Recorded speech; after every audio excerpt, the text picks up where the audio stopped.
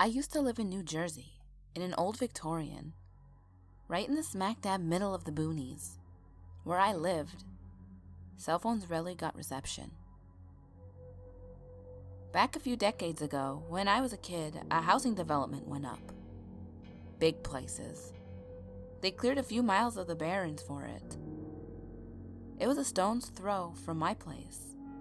Once the places were finished, people moved in. City people, really. It was either old people or new families with really young kids. People that wanted to either wind down their life or start up a new one. Nothing special. I knew a handful of the kids through elementary school, but none of them were exactly my age. They were normal. When people moved in, my mom made an effort to meet everybody, with us being so close and all. There was one guy that stuck out in my mind, mainly because he was bald, yet young. Probably 38 at the oldest. My mom said not to say anything about it because he might have a disease or something like that.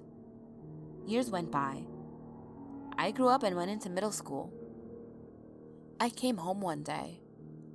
I had to walk because I missed all of the buses. I went past the housing development, glancing down the street. I didn't see anyone. Not a soul. It was around 5:20 according to my watch, if I remember correctly. Normally all the fathers were getting home at 5-ish. Curiosity got me and I walked down the street to see what I could see. Every house was dark, except for the bald man's. I glanced in his window and saw about the entire population of the small community sitting in his living room. Children, parents, the elderly, everyone. Standing in the middle of everything was the bald man. It seemed as though it was just a casual meeting. People were talking and laughing. Whatever. I don't know why the hell I even cared anyway. I walked home and got grounded for being late and not calling from the school.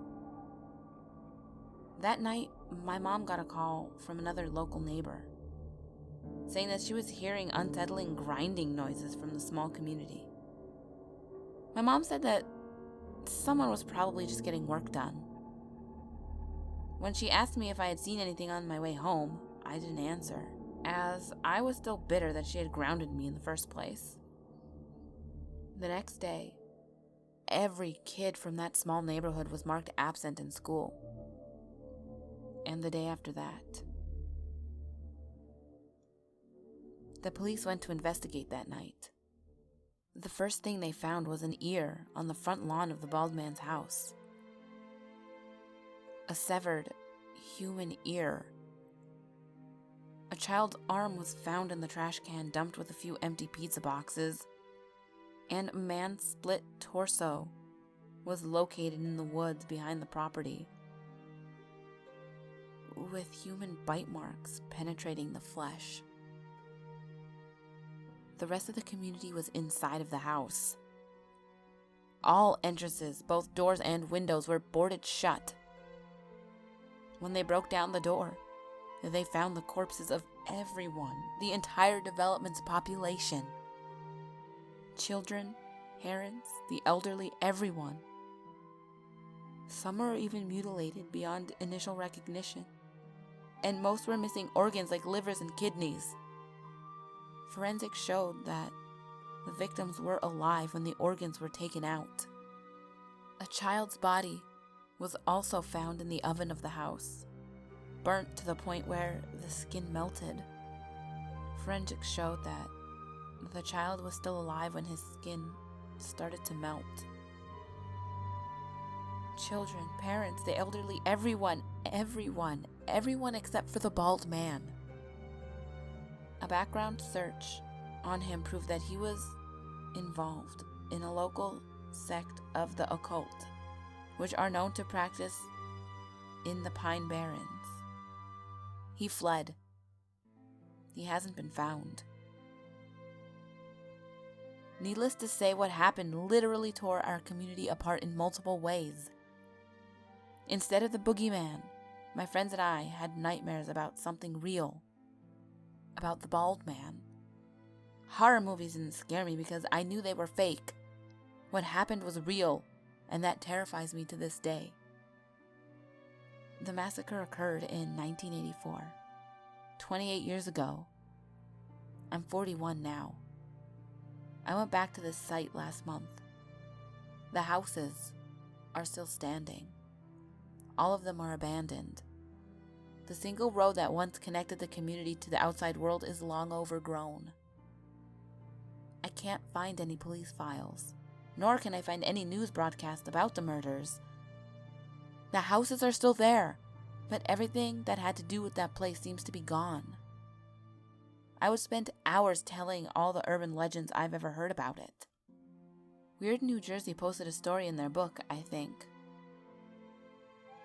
Nothing's conclusive. No newspapers, no files. I searched the records of some of the children from my school. They were never legally documented. But I know. And every other person that witnessed it and lived in the West Milford County in 1984 knows. I cannot in any way express to you how much the events that I've described have literally ruined my life. If you doubt the reality of it, the only thing I can say is that you're wrong. This happened. This is not meant to be a creepypasta, and this isn't just an urban legend. The only reason I've posted it here is because I know that this community will actually read what I'm writing. I'm not sure what I can say to make you believe, but a total of 37 people were murdered in the most brutal ways that I can imagine. The place has a lot of names. It used to be called New City Village. Now it's called Demon's Alley.